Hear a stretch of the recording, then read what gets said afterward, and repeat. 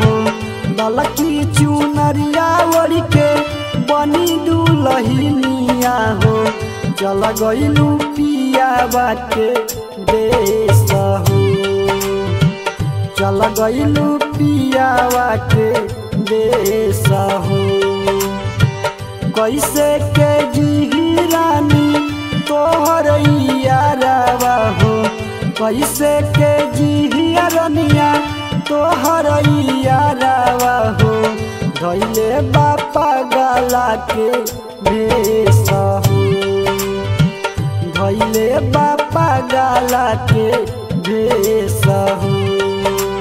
Kalika movies recording studio Sugauli.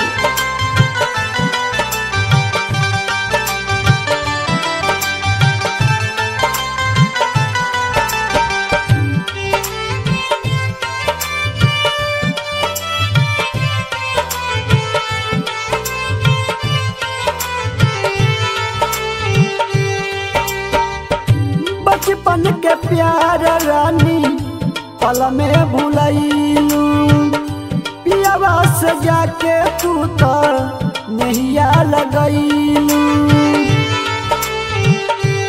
हाँ बचपन के प्यार रानी पल में भुलैलू यारवा से तूड़ी नहिया पिया से लगैलू दूर काहे गैलू रानी होई के नियारवा हो दूर काहे गइलू रनिया होई के नियारवा हो चल गइलू पियावा के देश हो धइले बापा गला के भेष हो।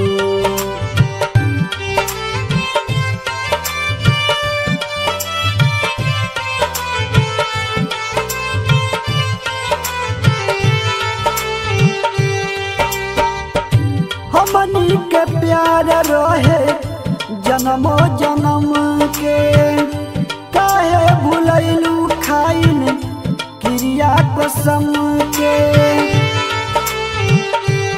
हाँ हमनी के प्यार रहे जन्मो जन्म के काहे भुलैलू खाइन क्रिया कसम के मुननी मोही बाटे तोहरे आसरावा हो मुननी मोही के बाटे तोहरे आसरावा हो चल गइलू पियावा के देश हो धइले बापा गला के भेष हो।